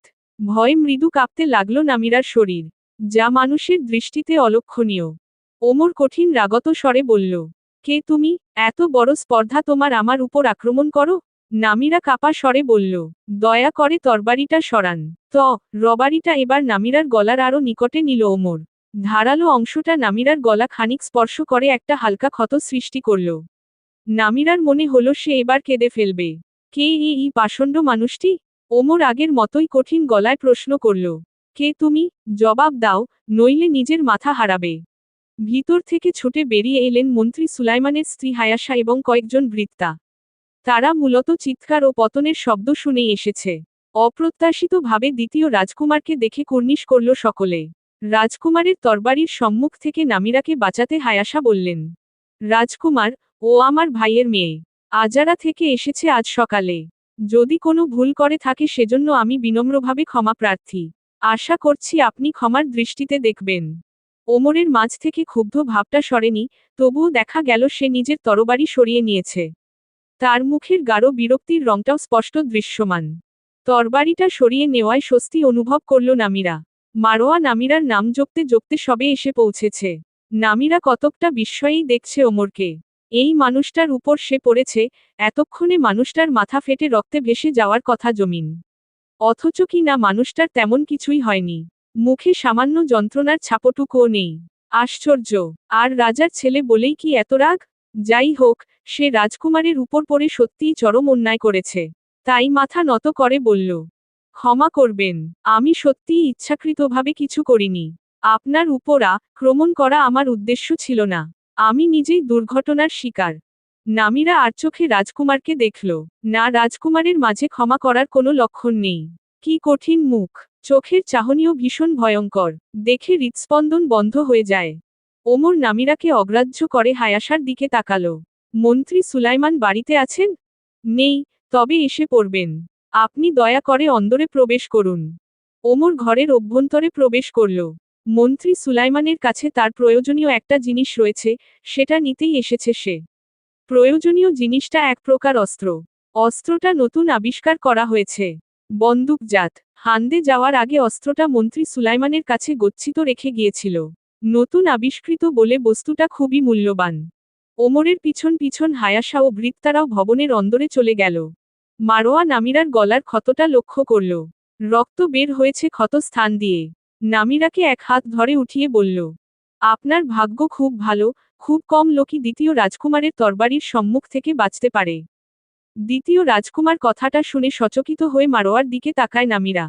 এটা দ্বিতীয় রাজকুমার? নামিরার সকালের ঘটনা মনে পড়ে যায়। এই রাজকুমারও সেই অশ্বারোহীদের একজন ছিল। যার জন্য সকালে তার কোমর ভাঙতে গিয়েও ভাঙেনি। এখন মনে হচ্ছে ক্ষমা চাওয়াই ভুল হয়েছে। হিসাব তো বরাবর হয়ে গেছে। আঘাতের বদলে আঘাত, তাহলে আবার ক্ষমা প্রার্থনা কিসের? মারোয়া বলল, চলুন আপনার ক্ষততে ভেষজ লাগিয়ে দিই। মারোয়ার সঙ্গে নিজের কক্ষে চলে এলো নামিরা। রাত বাড়ার সঙ্গে সঙ্গে শীতও বাড়ছে যেন। কুয়াশা জমছে। মারোয়া জানালার কপাটগুলো লাগিয়ে ফায়ারপ্লেসে আগুন জ্বালালো। ঘর উষ্ণ হচ্ছে ধীরে ধীরে। পুরো শরীর ব্যথা করছে নামিরার। তারই এই অবস্থা, তাহলে রাজকুমার তো নিশ্চয় আরও ব্যথা পেয়েছে। দৃশ্যটা মনে পড়তেই তার শরীর কাঁপে। হাত পা কিছু যে ভাঙেনি রক্ষে। ভাগ্যিস রাজকুমারের উপর পড়েছিল, সেজন্যই এমন অক্ষত আছে। কিন্তু দ্বিতীয় রাজকুমার কেমন দস্যুর মতো তার গলায় তরবারিটা ধরেছিল তখন। মনে হচ্ছিল এই বুঝি তার প্রাণটা গেল। এখানে কি কথায় কথায় মানুষের প্রাণ কেড়ে নেয় এরা? মন্ত্রী সুলাইমান কেমন মানুষ? লোকটার সঙ্গে এখনো দেখা হয়নি তার। লোকটার সঙ্গে তার মায়ের কি সম্পর্ক? মা তো কিছু বলেনি এই সম্পর্কে। এখন মন্ত্রী সুলাইমানকেই সরাসরি প্রশ্ন করার সিদ্ধান্ত নিয়েছে সে। মারোয়া হালকা লাল রঙের একটা পোশাক নামিরার পাশে রেখে বলল, এটা পরুন, আপনাকে সুন্দর লাগবে। নামিরা মারোয়ার দেওয়া পোশাকটাই পরল। আগের পোশাকটার চেয়ে এটা অনেক ভারী লাগছে তার কাছে। মারোয়া রন্ধনশালায় গিয়েছে। নামিরাকেও ওখানে যেতে বলে গিয়েছে। কিন্তু রন্ধনশালাটা কোথায়? নামিরা ইতিউতি করতে করতে এগিয়ে চলছিল একদিকে। আচমকা দেওয়ালের আড়াল থেকে একটা তরবারি এসে তার গলার সম্মুখে থামল। থেমে গেল নামিরা। আবার তরবারি? তরবারি হাতের মানুষটা আড়াল থেকে বেরিয়ে এলো। দ্বিতীয় রাজকুমার। আবার কি চায় সে? দুশ্চিন্তার কালো মেঘে ঢেকে যায় নামিরার মস্তিষ্ক। সে জেরজা রাজ্যের এটা কি জানতে পেরে গেছে রাজকুমার? সর্বনাশ! তুমি সেই মেয়ে, তাই না? বুকের ভিতর দ্রিমিদ্রিমি শব্দের টের পাচ্ছে নামিরা। কণ্ঠনালী অবশ হয়ে যেতে চাইছে। আর বুঝি রক্ষা নেই। কম্পিত কণ্ঠে জানতে চাইল, কোন মেয়ে? সকালে বিচ্ছিরি ভাবে চেঁচিয়েছিলে সেই মেয়ে। তরবারিটা আরেকটু নিকটবর্তী হলো নামিরার। একবার সমস্ত শরীর কেঁপে উঠল তার। ওমর চাপা আক্রোশে বলল, আর কখনো অমন গলায় চেঁচাবে না। তাহলে সত্যি সত্যি তোমার রোচ্ছেদ করব। স্বস্তি পেল নামিরা, যাকেই ব্যাপার তাহলে। কিন্তু তাকে চিনল কি করে? তবে কি ওই পিছন ফিরে তাকানো অশ্বারোহী রাজকুমার ছিল? অত কুয়াশার মাঝেও তাকে দেখতে পেয়েছিল? এবং মনেও আছে, কোথায় রাজকুমার নিজের ভুল স্বীকার করবে, তা নয়, উল্টো শাসাচ্ছে। এই সাধারণ কোনো প্রজা হলে নামিরা শুনিয়ে দিত কয়েক কথা। কিন্তু এ হচ্ছে রাজকুমার। কথায় কথায় যে রাজকুমার তার গলায় তলোয়ার ধরছে। কথা শোনাতে গেলে হয়তো মস্তকটা আসলেই দেহচ্যুত হবে। নামিরা বিনম্র প্রজার মতো বলল, নিশ্চয় দ্বিতীয় রাজকুমার, আর কখনো ওরকম ভাবে চেঁচাবো না আপনার সম্মুখে। ওমর তরবারি সরিয়ে নিল। অস্ফুট স্বরে বলল, বিরক্তিকর। তার বিরক্তি চাহনি যেন আরো গাঢ় হল। তরবারিটা ঢুকিয়ে রাখতে রাখতে সামনে হেঁটে চলল সে। অস্ফুট স্বর হলেও নামিরা ওমরের উচ্চারিত শব্দটি শুনতে পেয়েছে। শুনে হতবাক। সে বিরক্তিকর? সে? আর ওই রাজকুমার যে কথায় কথায় নিজের তরবারি ধরল নিরীহ তার উপর, সে বিরক্তিকর নয়? দেওয়ালে চোখ গেল নামিরার। সুচালো কিছু অস্ত্র গেঁথে রাখা রয়েছে ওখানে। সে একটা অস্ত্র হাতে তুলে নিল। ভাবছে এটা দিয়ে যদি সে রাজকুমারের চুল কেটে দিতে পারত, তবে শান্তি পেত। ওমর আচমকা দাঁড়িয়ে গেল। পিছন ফিরে তাকালো সে। সঙ্গে সঙ্গে অস্ত্রটা লুকিয়ে ফেলল নামিরা। সে ভাবেনি রাজকুমার পিছন ফিরে তাকাবে। বোকা হাসল সে। ওমর ভ্রু কুঁচকে দেখছে নামিরাকে। পূর্বে উচ্চারিত শব্দটার পুনরায় ঘটাল। আসলেই বিরক্তিকর, বলে বড় বড় পা ফেলে কোথাও চলে গেল। নামিরা যেখান থেকে অস্ত্রটা নিয়েছিল সেখানে রেখে দিল। বোকার মতো অস্ত্রটা হাতে নিয়েছিল। কি অদ্ভুত! কোথায় যেন যেতে চাচ্ছিল সে? হ্যাঁ, রন্ধনশালা। কোথায় ওটা? কোনো বৃত্তাকেও এই মুহূর্তে দৃষ্টি সম্মুখে দেখা যাচ্ছে না যে জিজ্ঞেস করবে। নামিরা ঘুরে ঘুরে খুঁজতে লাগল। কয়েকটা বদ্ধ দরজাও খুলল সে। তেমনিভাবে ভুলবশত আলীর কক্ষের দরজাও খুলে ফেলল একসময়। আলী তার সদ্য পাওয়া আঘাত থেকে রক্ত মুছছিল। বনে গিয়েছিল নৈশ শিকারে, কিন্তু নিজেই এক বুনো শুয়োরের আঘাতের শিকার হয়ে এসেছে। কাউকে জানানোও যাবে না এই রাতে সে শিকারে গিয়েছিল। আচমকা নামিরাকে দেখে অপ্রস্তুত হয়ে গেল সে। পোশাক টেনে নিল গায়ে। নামিরা বলে উঠল, দুঃখিত, আমি বুঝতে পারিনি এটা আপনার ঘর।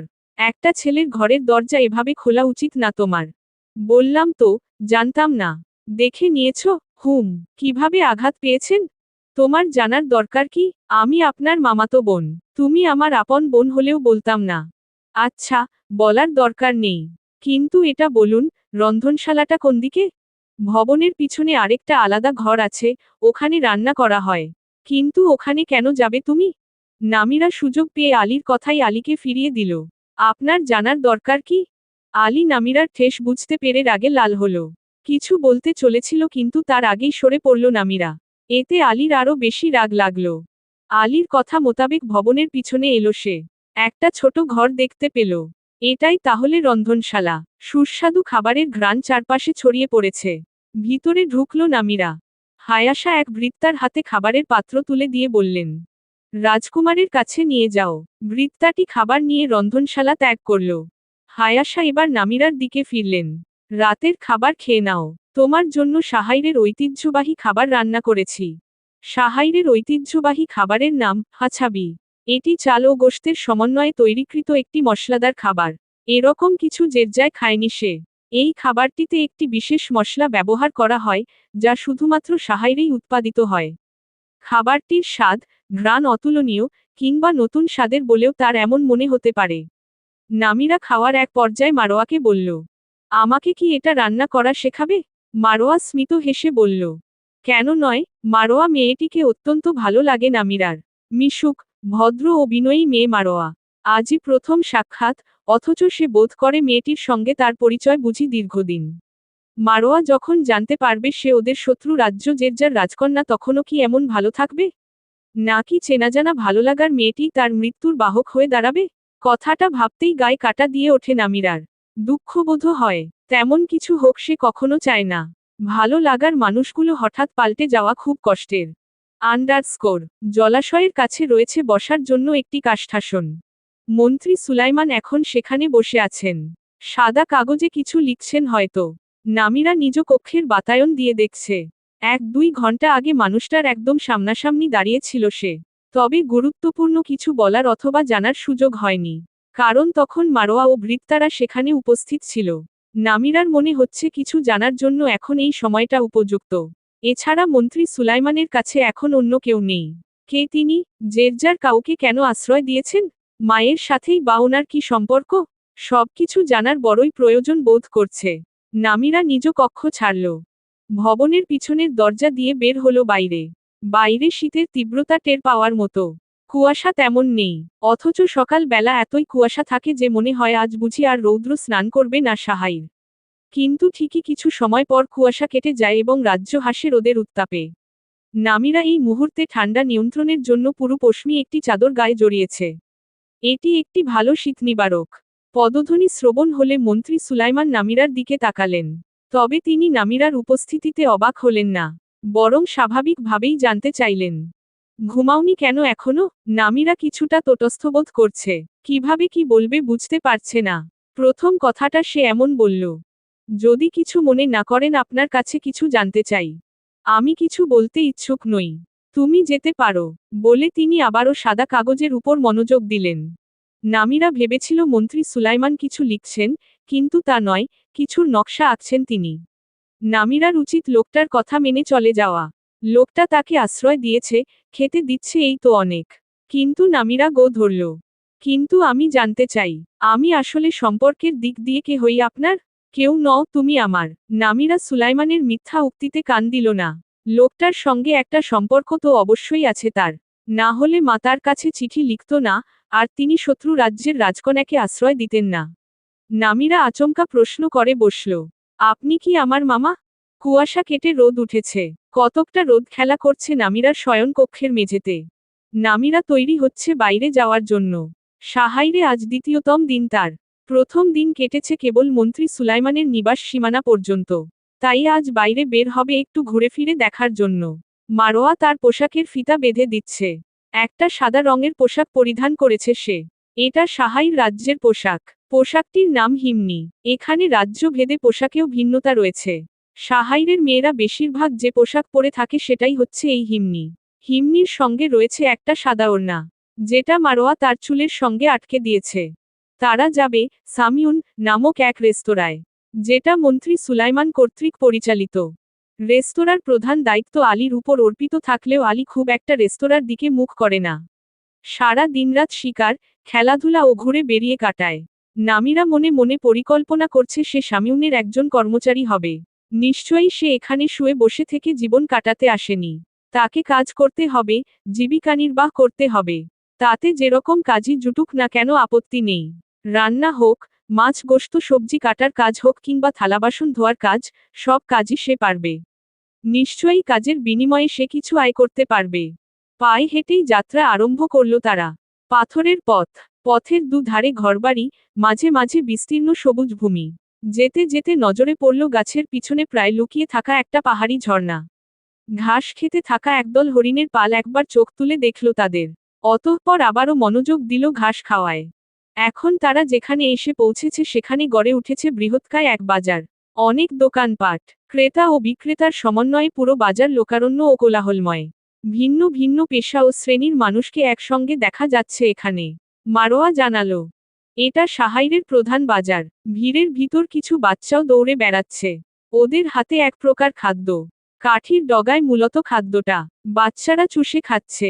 এক এক জনের হাতে এক এক রঙের দেখা যাচ্ছে। এমন কিছু সে আগে দেখেনি। মারোয়ার কাছে জানতে চাইল, বাচ্চাদের হাতে ওগুলো কি খাবার মারোয়া? ওগুলো চিনি ও বিভিন্ন ফলের রস মিশ্রিত করে বানানো হয়। আপনি খাবেন? প্রশ্নটা করে মারোয়া উত্তরের অপেক্ষা করল না। যেখানে ওগুলো বিক্রি করা হয় সেদিকে এগিয়ে গেল। নামিরাও ওকে অনুসরণ করে এগোতে লাগলো পিছন পিছন। একটা ছায়া স্থানে এসে থামল। ওরা দেখল কয়েকটা পাত্রে চিনি ও ফলের রসের সেই আঠালো মিশ্রণ রাখা। নানান রঙের। মারোয়া বলল, কোন ফলের নিতে চান? নামিরা বুঝতে পারছে না সে কোনটা নেবে। কোন রংটা কোন ফলের সে বুঝতে পারছে না। সে লাল রঙের দিকে অঙ্গুলি করে বলল, এটা কিসের? এটা তরমুজের। মারোয়া লাল রঙের দুটো লজেন্স কিনল। নামিরা খেয়ে দেখল, খুব ভালো স্বাদ যে তা নয়, তবে খারাপও নয়। তারা লজেন্স খেতে খেতে এগিয়ে চলল। অবশেষে বড় একটা রেস্তোরাঁর সামনে এসে থামল মারোয়া। নামিরা একটা সাইনবোর্ড দেখতে পেল, যেখানে বড় অক্ষরে লেখা রয়েছে রেস্তোরাঁর নাম। তারা ভিতরে ঢুকতেই একজন কর্মচারী অভিবাদন জানালো। এখন তেমন খদ্দের নেই। মোটে 9 জন বসে আছে 3টি টেবিলকে ঘিরে। এখানে শুধু খাবার পরিবেশন করা হয়। মারোয়া তাকে অন্দরে নিয়ে গেল। এখানেই আসল কাজ করা হয়, অর্থাৎ রান্না। নামিরার চক্ষু চড়ক গাছ। এত বড় বড় পাত্রে রান্না হয়? মারোয়া বলল, এখানে রাজ্যের অনেক প্রভাবশালী ব্যক্তিরা খেতে আসে। এমনকি রাজপরিবারের সদস্যরাও আসে মাঝে মাঝে, কিংবা হুকুম থাকে প্রাসাদে খাবার নিয়ে যাওয়ার জন্য। শামিউনের খাবার রাজ্য জুড়ে বিখ্যাত। নামিরার জায়গাটা খুবই ভালো লাগলো। এখানে কাজ করার ইচ্ছাও দ্বিগুণ বেড়ে গেল তার। মন্ত্রী সুলাইমানের সঙ্গে তাকে এই ব্যাপারে কথা বলতে হবে। মন্ত্রী সুলাইমানের সাথে তার কি সম্পর্ক সেটা স্পষ্ট জানতে পারেনি সে। কাল রাতে যখন সে মন্ত্রী সুলাইমানকে প্রশ্ন করেছিল, সুলাইমান তখন তাকে সাবধান করে বলেছিলেন, খবরদার, আর কখনো এই কথাটা বলবে না। ভুলেও বলবে না। বিশেষ করে কোনো লোকের সম্মুখে তো নয়ই। মারা পড়বে তাহলে। তোমাকে বাঁচানোর ক্ষমতা থাকবে না আমার। তিনি স্পষ্ট করে না বললেও তার কথায় নামিরা ধারণা করছে মন্ত্রী সুলাইমান তার মামাই হন। আরও একটা ব্যাপার নিশ্চিত যে, মন্ত্রী সুলাইমান তার মামা, এই কথা অন্য কেউ জানলে তার পরিচয় ফাঁস হয়ে যাবে। অর্থাৎ সবাই বুঝে যাবে সে জের্জা থেকে এসেছে। এবং তার জন্য মৃত্যু অবধারিত তখন। একটা বিষয় ভীষণ খটকা লাগছে তার। তার মা সাহাইরের বাসিন্দা হয়ে কি করে শত্রু রাজ্যের রাজাকে বিয়ে করল? মারোয়া নামিরাকে চিন্তামগ্ন লক্ষ্য করে বলল, কি ভাবছেন বোন নামিরা? নামিরার চিন্তা ভাঙল মারোয়ার প্রশ্নে। বলল, কিছু না। আচ্ছা মারোয়া, তুমি কি আমাকে শেখাবে কিভাবে রেস্তোরাঁয় মানুষকে অভিবাদন করতে হয়? প্রথমে মারোয়া নামিরার প্রশ্নে বিস্মিত হয়ে যায়। কিন্তু কোনো প্রশ্ন না করেই সে পদ্ধতিটা শেখালো। এরপর কোনো খদ্দের এলেই নামিরা ছুটে গেল অভিবাদন জানাতে। মারোয়ার শেখানো কথাগুলো বলল সে। শুভ সকাল মাননীয় শামিউনি, সুস্বাগত। কিভাবে সাহায্য করতে পারি আপনাদের? যে দুই ভদ্রলোক সবে এসেছে তারা রেস্তোরাঁর নিয়মিত খদ্দের। নামিরাকে ইতোপূর্বে তারা কখনো দেখেনি। তাই প্রথমেই প্রশ্ন করল, নতুন কর্মচারী? নামিরা খুশি হল। যাক, তাকে এখন একজন কর্মচারীর মতো মনে হচ্ছে তাহলে। সে হ্যাঁ বোধক মাথা নাড়ল। অন্য লোকটি বলল, পোশাক দেখে তো মনে হচ্ছে না তেমন। নামিরা কর্মচারীদের দিকে লক্ষ্য করল। কর্মচারীরা সবাই এক রকমের পোশাক পরে আছে। রংটাকে ফ্যাকাশে নীল বলা যায়। কর্মচারীদের পোশাকের চেয়ে তার পোশাক উচ্চ পদস্থই দেখাচ্ছে বৈকি। বলল, পরবর্তীতে নিশ্চয় আমার সাথে মানানসই এমন পোশাক পরব। অন্য একজন কর্মচারী এগিয়ে এলো এদিকে। প্রশিক্ষণপ্রাপ্ত কণ্ঠে হাসি হাসি মুখ করে বলল, কি খাবেন মাননীয়? আপনাদের নির্ধারিত খাদ্য তালিকা থেকে কি খাবার পরিবেশন করব? লোক দুটো সম্মতি জানালে কর্মচারী মেয়েটা চলে গেল অন্দরে। নামিরা লোক দুটোর থেকে দূরত্বে সরে আসছিল। আসতে আসতে লোক দুটোর কথা কর্ণগোচর হলো তার। একজন আরেকজনকে বলছে, খবর শুনেছ, একজন রাজকন্যা নাকি নিজের রাজ্য থেকে পালিয়ে এসে আজারায় অবস্থান করছে বর্তমানে। কথাটা শোনা মাত্রই দাঁড়িয়ে গেল নামিরা। লোক দুটো যে তার সম্পর্কে কথা বলছে বুঝতে একদমই সময় লাগলো না তার। কারণ সেই একমাত্র রাজকন্যা যে কি না নিজের রাজ্য থেকে পালিয়েছে। তাহলে সবাই জানে সে আজারাতে রয়েছে? অপর ব্যক্তিটা বলল, তুমি কিভাবে শুনলে খবরটা? আমার ভাতিজা আজারায় গিয়েছিল। জানো তো, ওর তেলের ব্যবসায় রয়েছে। তেল নিয়ে গিয়েছিল, তখনই খবরটা শুনেছে। কোন রাজ্যের রাজকন্যা? লোকটা রাজ্যের নামটা সশব্দে বলল না। আশেপাশে একবার সতর্ক দৃষ্টি বুলিয়ে অপরজনের কানের কাছে মুখ নিয়ে ফিসফিসিয়ে বলল, হয়তো এই রাজ্যে যে যার নাম উচ্চারণ করাও স্বাভাবিকভাবে নেওয়া হয় না। নামিরা ও মারোয়া রেস্তোরাঁ থেকে বের হয়ে ঘুরে বেড়াতে লাগলো। একসময় হঠাৎই কানে এলো শোরগোলের আওয়াজ। নামিরা শুনতে পেয়েই দাঁড়িয়ে গেল। কোথায় গন্ডগোল হচ্ছে? বাজারের এক প্রান্তে তলোয়ার লড়াই হচ্ছে। সপ্তাহের একটি নির্দিষ্ট দিনে এই লড়াইটা অনুষ্ঠিত হয়। জায়গাটা জুড়ে লোকজনের উপচে পড়া ভিড়। তলোয়ার লড়াইয়ের ভিতর এত কি বিশেষত্ব আছে? নামিরা ও মারোয়া কোনো রকমে একটু স্থান পেল ভিড়ের মাঝে। শোরগোলের শব্দটা এখান থেকেই হচ্ছিল। উপস্থিত দর্শকরা দুটো ভাগে বিভক্ত হয়ে গেছে। অর্থাৎ দুই প্রতিযোগীর দুই ভক্তকুল সৃষ্টি হয়েছে। একজন প্রতিযোগী 18-19 বছর বয়সী ছেলে, অপর প্রতিযোগী মুখ ঢেকে রেখেছে। তার সম্পর্কে কিছু ধারণা করা যাচ্ছে না। তবে সে যে মেয়ে এটা বোঝা যাচ্ছে। দুজন প্রতিযোগীকেই দক্ষ মনে হচ্ছে তলোয়ার চালনায়। তবে নামিরার কাছে মেয়েটার তলোয়ার চালানো ভালো লাগছে। এবং এজন্য সে মেয়েটার পক্ষে, সে চাইছে মেয়েটা জিতুক। মারোয়া তার বিপরীত। কিছু সময় কেটে গেল। দুজনই চেষ্টা চালিয়ে যাচ্ছে। হঠাৎ প্রতিপক্ষের আঘাত মোকাবেলা করতে গিয়ে মেয়েটার মুখ আড়ালকারী পর্দাটা সরে গেল। বিস্ময় বড় হয়ে গেল মারোয়ার চোখ। চমকানো গলায় বলে উঠল, বোন তোহফা। নামিরারও মেয়েটাকে চেনা চেনা লাগছিল। মারোয়ার কথা এবার সে সঠিক চিনে উঠতে পারল। বাহ, মন্ত্রী সুলাইমানের কন্যা এত ভালো তলোয়ার চালাতে জানে। লড়াইয়ে শেষ পর্যন্ত তোহফাই জয়ী হল। তবে এই লড়াইয়ে উপহারের কোনো ব্যবস্থা নেই। মানুষ মনের তৃপ্তির জন্য লড়াইয়ে অংশগ্রহণ করে থাকে। লড়াই শেষ হওয়ার পর তিনজন একসঙ্গে জড়ো হলো তারা। এই প্রথম তোহফার সাথে আলাপন হচ্ছে নামিরার। কথার এক পর্যায়ে তোহফা হঠাৎ জানতে চাইল, তুমি তলোয়ার চালাতে জানো? হ্যাঁ, তলোয়ার চালানোয় অভিজ্ঞতা রয়েছে নামিরার। হামিমের কাছ থেকে শিখেছে। হামিম ছিল জের্জার সবচেয়ে দক্ষ ব্যক্তি এ বিষয়ে।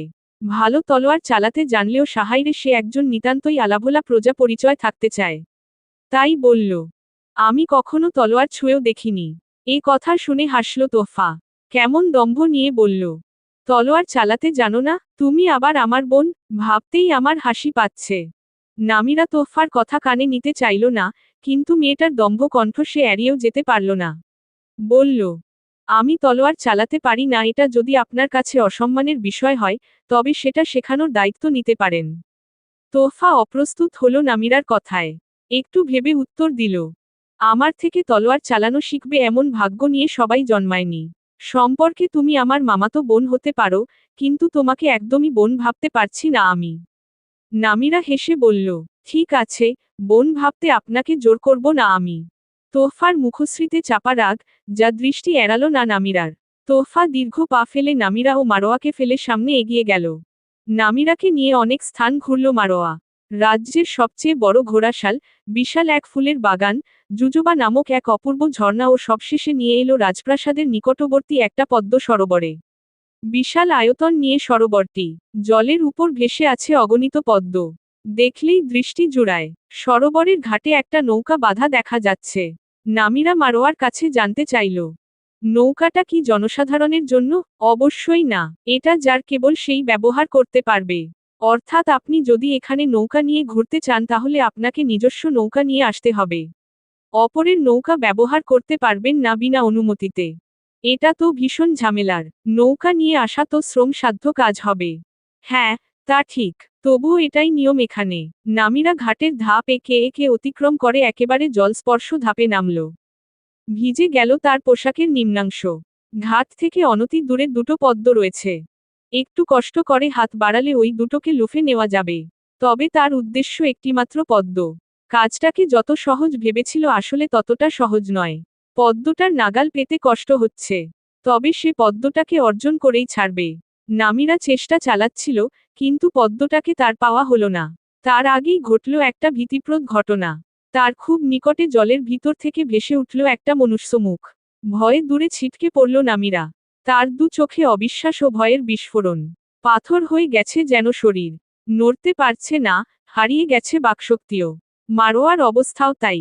ভেসে ওঠা মনুষ্য মুখটি জীবিত কারো নয়, ওটা একটা লাশ। দুই জোড়া আতঙ্কগ্রস্ত চোখ নিষ্পলক তাকিয়ে রইল ফ্যাকাশে রক্তশূন্য শ্বেত মৃত মুখখানিতে। মেয়েটির বয়স আনুমানিক 17 থেকে 18 হবে। পরনের বস্ত্রখানি সাদা। প্রাসাদের নিকটবর্তী পদ্ম সরোবরে ভাসছিল মেয়েটির প্রাণহীন দেহ। দুজন পথচারী মেয়ে সর্বপ্রথম লক্ষ্য করে মেয়েটিকে। এরপর খবরটা এক কান, দু কান হয়ে 10 কান ছড়িয়ে যায়। লাশটির বুকের বাপাশে একটি গর্ত রয়েছে। যেখানে হৃৎপিণ্ড থাকার কথা সেখানটা শূন্য। অর্থাৎ কেউ হৃৎপিণ্ডটা মেয়েটার দেহ থেকে আলাদা করেছে। আর এটাই হয়তো মেয়েটার মৃত্যুর কারণ। এমন মৃত্যু, না মৃত্যু নয় ঠিক, হত্যা। এমন হত্যা আগে কখনো সংগঠিত হতে দেখা যায়নি। কে বা কারা করল এই হত্যা? আর কেনই বা করল?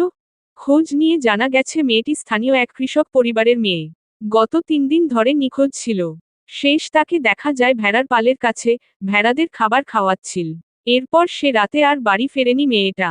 পরিবার আশেপাশে খুঁজেও কোনো সন্ধান পায়নি। এখন 3 দিন পর সেই মেয়ের লাশ পাওয়া গেল পদ্ম সরোবরে। মেয়েটির পরিবারে শোকের ছায়া নেমেছে। মৃত্যু খবর পাওয়ার কয়েক ঘন্টা পর্যন্ত কেবল ক্রন্দনধ্বনি শোনা গেল মেয়েটির বাড়ি থেকে। বিকেলবেলা মেয়েটির দাফন কার্য সম্পন্ন হয়েছে। ঘটনাটার তদন্তের ভার অর্পিত হয়েছে গোয়েন্দা বিভাগের উপর। কে হত্যাকারী ও হত্যার কি কারণ এ নিয়ে কাজ করবে তারা। গতরাতটা ভয়ঙ্কর ছিল নামিরার জন্য। জানতো ওই মৃত মেয়েটাকে দেখা তার জন্য ভালো কিছু হবে না। মেয়েটাকে স্বপ্ন দেখেছে সে। শুধু তাই নয়, সে দেখেছে মেয়েটা তার পা ধরে টেনে সরোবরের পানিতে নামিয়েছে। আসলে ওই পানি মনে হওয়া তরলটি পানি নয়, রক্ত। সে ডুবে যাচ্ছিল রক্ত সরোবরে।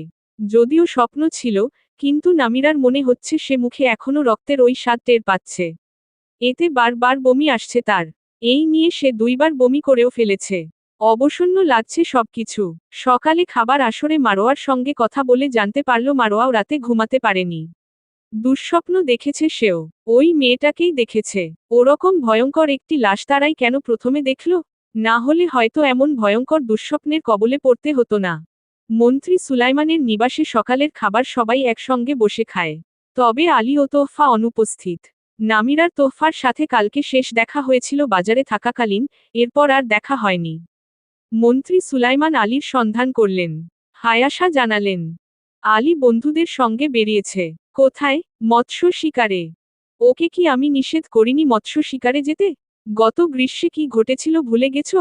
ছেলেটা একদম কথা শুনছে না। মন্ত্রী সুলাইমানের কথা মন আকর্ষণ করল নামিরার। কি ঘটেছিল গত গ্রীষ্মে, যার জন্য আলীর মৎস্য শিকারে যাওয়ায় তিনি এভাবে মনক্ষুণ্ণ করছেন? মারোয়া নামিরার পাশেই বসা।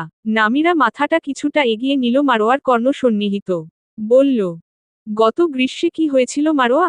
মারোয়া ফিসফিস করে জানালো, ভাই আলী বন্ধুদের সঙ্গে মৎস্য শিকারে গিয়েছিলেন হাঙর হ্রদে। দুর্ঘটনাবশত তিনি নৌকা থেকে হ্রদে পড়ে যান, এবং ছোট হাঙরের কামড় খান পায়। তবে তেমন মারাত্মকভাবে নয়। ভাগ্য ভালো ওনার বন্ধুরা ওনাকে দ্রুত বোটে তুলে নিয়েছিল। না হলে ওই দিন আরও দুঃখজনক কিছু ঘটতে পারত। ঘটনাটা আসলেই ভয়ঙ্কর। শুনে গায়ের লোম দাঁড়িয়ে গিয়েছে নামিরার। জানতে চাইল, এখানে হাঙর হ্রদ আছে? হ্যাঁ, বিশেষজ্ঞদের মতে সেখানে প্রায় 25টা হাঙর রয়েছে। আমি ওখানে যেতে চাই। সম্ভব না, হ্রদটা বিপজ্জনক, তাই সকলের জন্য নিষিদ্ধ ঘোষণা করা হয়েছে। তবে শুধু একজনই রয়েছেন যিনি ওখানে শিকারে যান। কে? দ্বিতীয় রাজকুমার। তবে তিনি মৎস্য শিকারে যান না, যান হাঙর শিকার করতে। খুব বিস্মিত হলো নামিরা। কি বলছো মারোয়া? হ্যাঁ, আগে ওখানে আরও হাঙর ছিল। রাজকুমার ওমর 5টাকে শিকার করার পর ধারণা করা হচ্ছে 25টা রয়েছে এখন। হায়াশা লক্ষ্য করলেন নামিরা ও মারোয়া নিজেদের মধ্যে ফিসফিস করছে। তাই বললেন, মেয়েরা, খাওয়ার সময় কথা বলা ঠিক নয়। খাওয়া শেষ করো। হায়াশার কথা মেনে আর খাওয়ার মধ্যে বাক্যালাপ করল না দুজন। চুপচাপ খেতে লাগল। দ্বিতীয় রাজকুমার সম্পর্কে নামিরার চিন্তা ভয়ঙ্কর হয়ে উঠছে ক্রমেই। সে আর মনের ভুলেও কখনো রাজকুমার ওমরের সামনে পড়তে চায় না। রাজকুমার ওমর নিঃসন্দেহে একজন ভয়ঙ্কর মানুষ। খাওয়া শেষ করে নামিরা ও মারোয়া নিবাস থেকে বের হল। গন্তব্য সামিউন। গতরাতে মামা সুলাইমানের কাছে নামিরা সামিউনের একজন কর্মচারী হতে চায় এমন প্রসঙ্গ তুলেছিল। ধারণা ছিল মামা সুলাইমান বিমত পোষণ করবেন। কিন্তু তিনি নামিরাকে বেশ অবাক করে দিয়ে বলেছিলেন, যদি তোমার ইচ্ছা হয় তবে কাজ করতে পারো। কিন্তু যেহেতু তুমি অদক্ষ, তাই অন্যদের তুলনায় সামান্য বেতন পাবে। বেতন সামান্য হোক কিংবা বেশি, নামিরা অনুমতি পেয়ে দারুণ খুশি হয়েছে। জেরজায় তার জীবন খুব স্বাধীনপূর্ণ ছিল না। খুব কমই প্রাসাদ থেকে বেরোনোর সুযোগ পেয়েছে সে। নিজ ইচ্ছামতো কিছুই করার সুযোগ ছিল না। কিন্তু এখানে সে ঘুরে বেড়াতে পারবে, যা ইচ্ছা তাই করতে পারবে। সামিউনে এসে কর্মচারী মেয়েরা যেমন পোশাক পরে তেমনই একটা পোশাক পরল নামিরা।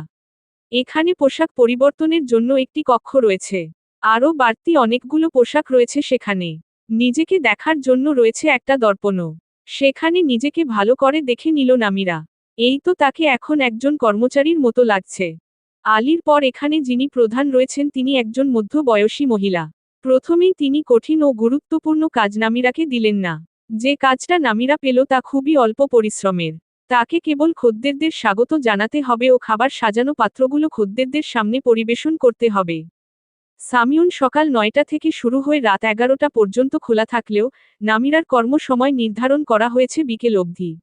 অর্থাৎ সে বিকেল পর্যন্ত এখানে থাকবে এবং তার সাথে সাথে মারোয়াও। নামিরা অবশ্য মারোয়াকে চলে যেতে বলেছিল, কিন্তু মারোয়া রাজি হয়নি। কারণ মন্ত্রী সুলাইমান সর্বক্ষণ তাকে নামিরার সঙ্গে থাকতে হুকুম দিয়েছেন। সময় দুপুরে গড়িয়েছে। এ পর্যন্ত নামিরা প্রায় 15 জন খদ্দেরকে অভিবাদন ও 17 জনকে খাবার পরিবেশন করেছে। তবে এখানে আসা খদ্দেরদের সংখ্যা অনেক বেশি, যাদের অভিবাদন ও খাবার পরিবেশন করেছে অন্যান্য কর্মচারীরা। নামিরাকে এর পাশাপাশি আরও টুকিটাকি কাজ করতে হয়েছে, যেমন খাবার পরিবেশনের পাত্র পরিষ্কার, ফল কাটা ইত্যাদি। প্রথমে সে কাজটাকে খুব হালকাভাবে নিয়েছিল, কিন্তু কিছুক্ষণ করার পর বুঝতে পারল এটা কম পরিশ্রমের নয়। ইতোমধ্যে ঘেমে নিয়ে একাকার সে। এই কাজগুলো সে আগে করেনি কখনো, এজন্য হয়তো আরও বেশি কঠিন মনে হচ্ছে। বাইরে ঘোড়া থামার শব্দ শুনতে পেয়ে নামিরা বুঝতে পারল নতুন খদ্দের এসেছে। সে এগিয়ে গেল সদর দরজার নিকটে। একসঙ্গে কয়েকজন খদ্দেরের আগমন ঘটেছে। নামিরা বিনয়ী কণ্ঠে বলল, শুভ দুপুর, সামিউনে স্বাগতমান। এটুকু বলা মাত্রই নামিরার কণ্ঠ থেমে যায়। সম্মুখের 3 জন খদ্দেরকে উপেক্ষা করে নামিরার দৃষ্টি পড়েছে সদ্য প্রবেশকারী ব্যক্তির উপর। কালো চুলের ফর্সা মুখশ্রীর মানুষটাকে দেখে চমকে গেল সে। নামিরাকে কথার মাঝখানে আকস্মিক থেমে যেতে দেখে অবাক হয়েছে আগন্তুক প্রত্যেকেই। সবার চোখে বিস্ময়, এমনকি সদ্য প্রবেশ করা মানুষটার ধূসর চোখ জুড়েও আশ্চর্যান্বিত চাহনি। মানুষটা একেবারে সামনে এসে দাঁড়িয়েছে নামিরার। নামিরা ভুলেও কখনো আর এই মানুষটার সামনে পড়বে না ভেবেছিল। কিন্তু নামিরা অপ্রস্তুত হয়ে প্রায় দৌড়ে পালিয়ে গেল রেস্তোরাঁর অন্দরে। রাজকুমার হামজালা ভীষণ অবাক। মেয়েটাকে, আর কেনই বা তাকে দেখে এরকম ভাবে পালিয়ে গেল? মনে হচ্ছিল মেয়েটা তাকে ভয় পাচ্ছে। কিন্তু কেন? সামিউনের প্রত্যেক কর্মচারীকে সে চেনে, এই মেয়েকে আগে কখনো দেখেনি। যার সাথে পূর্বে তার দৃষ্টি সাক্ষাৎ পর্যন্ত হয়নি, সেই মেয়ে কেন তাকে ভয় পাবে? অদ্ভুত তো। হামজালা ভিতরে প্রবেশ করল। উপস্থিত খদ্দেররা তাকে দেখা মাত্রই সম্মান জ্ঞাপন করতে দাঁড়িয়ে গেল। হামজালা সবাইকে বসতে বলে তার নির্ধারিত টেবিলকে ঘিরে বসল সঙ্গীদের নিয়ে। নামিরা অন্দরে এসেই সবজি কাটায় হাত দিল। এই মুহূর্তে সে খাবার পরিবেশন বা অভিবাদনের কাজ করতে পারবে না। কারণ ওখানে দ্বিতীয় রাজকুমার বসে আছেন। তাই সবজি কাটার কাজ করে পুষিয়ে নিতে হবে বিষয়টা। মারোয়াও সবজি কাটায় সাহায্য করছিল। শুধুই বসে থাকতে ভালো লাগছিল না তার। নামিরাকে সে অন্যরকম লক্ষ্য করল। কেমন ছটফট করে এসে ঢুকেছে নামিরা এ কক্ষে। মারোয়া জানতে চাইল, কি হয়েছে? নামিরা 2 পাশে মাথা নেড়ে বলল, কিছু না। রাজকুমার যতক্ষণ রেস্তোরাঁয় ছিল নামিরা একবারের জন্য অন্দর থেকে বের হয়নি। মনে হচ্ছিল সামনে পড়লেই রাজকুমারের তরবারির সম্মুখীন হতে হবে তাকে। সে আর ওই ভয়ঙ্কর মানুষটার তরবারির সম্মুখীন হতে চায় না। আর কখনো দেখা না হোক মানুষটার সাথে। সূর্য প্রায় ঢলে পড়েছে পশ্চিম আকাশে। মৃদু বায়ুতে কাঁপছে বৃক্ষের পাতা। অল্প অল্প শীত টের পাওয়া যাচ্ছে এখনই। দিনের এমন সময়ভাগে আলতানকে দেখা গেল ভুক্তভোগী কৃষক বাড়ি থেকে বের হতে। আলতান গোয়েন্দা বিভাগের প্রধান সদস্য এবং সেনাপতি উসামার দ্বিতীয় পুত্র সন্তান। রাজ্যে তার ঢের সুনাম রয়েছে। এ পর্যন্ত রাজ্যের অনেক অপরাধের সমাধান করেছে সে। মানুষের উপকারে সে সর্বদাই সচেষ্ট একজন ব্যক্তি। যেহেতু তদন্তের ভার তার উপর, তাই সে ভুক্তভোগী পরিবারের সঙ্গে কথা বলতে এসেছিল, যদি তাদের সঙ্গে কথা বলে বিশেষ কিছু জানা যায়। কিন্তু পরিবারের কেউ এমন কিছু বলতে পারল না যাতে ত্যাকারী হিসেবে কাউকে সন্দেহ করা যেতে পারে। কৃষকের বাড়ি থেকে বের হয়েই রাস্তায় তার দেখা হলো মারোয়ার সঙ্গে। মারোয়ার সাথে রয়েছে আরও একটি মেয়ে, যার উপর বিশেষ দৃষ্টি আটকালো আলতানের। এর কারণ মেয়েটিকে সে আগে কখনো দেখেছে বলে মনে হয় না। অথচ মারোয়ার সঙ্গে থাকা কাউকে তার অবশ্যই চেনার কথা। কে এই মেয়ে? মারোয়া অভিবাদন জানালো আলতানকে দেখে। অভিবাদন গ্রহণ করে আলতান প্রথমেই জানতে চাইল, তোমার সাথের মেয়েটি আমার অপরিচিত। কে সে? চাচি হায়াসার ভাইয়ের মেয়ে, আজারা থেকে এসেছে। নামিরা লক্ষ্য করছে মারোয়ার সঙ্গে কথা বলা লোকটার চোখ দুটো ভারী তীক্ষ্ণ। মারোয়া দূর থেকে যখন লোকটাকে দেখেছিল তখন জানিয়েছিল ইনি একজন গোয়েন্দা। গোয়েন্দাদের দৃষ্টি বুঝি এমনই হয়। সাধারণ মানুষের চোখে যা গোচর হয় না, এরা তা নিজের তীক্ষ্ণ দৃষ্টি দিয়ে দেখতে পায়। এদের চোখ সব সময়ই অপরাধী খুঁজে বেড়ায়। লোকটার তীক্ষ্ণ চোখের সম্মুখে নামিরা ভ্যাবাচ্যাকা খেয়ে যাচ্ছে। আলতান আরও জানতে চাইল, কবে এসেছে? পরশুদিন ভোরে এসে পৌঁছেছে। পরশু? গভীরভাবে শব্দটা উচ্চারণ করল আলতান। কি ভেবেই হঠাৎ নামিরার দিকে তাকিয়ে বলল, তুমিও এলে আর সাহাইরে ঘটে গেল একটা অদ্ভুত ত্যাকাণ্ড। ব্যাপারটা অদ্ভুত না? একটা সত্য কথা বলো, হত্যাকারী তুমি নও তো? আলতানের চোখে গাঢ় সন্দেহ। নামিরা এমন কিছু শুনবে ভাবেনি। সে অপ্রস্তুত হয়ে মারোয়াকে বলল, মারোয়া, এসব উনি কি বলছেন? মারোয়া হেসে বলল, বোন নামিরা, উনি মজা করছেন আপনার সাথে। নামিরার সেরকম মনে হচ্ছে না। মানুষ মজা করে কিছু বললে তখনকার অভিব্যক্তি অন্য রকম থাকে। অথচ এই লোকের মুখে এত গাম্ভীর্য যে এটা মজা হতে পারে না। লোকটা কি আসলেই তাকে সন্দেহ করছে? আলতান বলল, মজা ধরতে পারো, কিন্তু আমি আসলে মজা করছি না। সে আবার তাকালো নামিরার দিকে। বলল, বিদায় নামিরা, আশা করছি তোমার সঙ্গে আমার প্রায়শই দেখা হবে। আলতান চলে গেল। নামিরা তাকিয়ে রইল তার যাওয়ার পানে। কি সাংঘাতিক লোক! তাকে হত্যাকারী বানিয়ে দিয়েছিল প্রায়।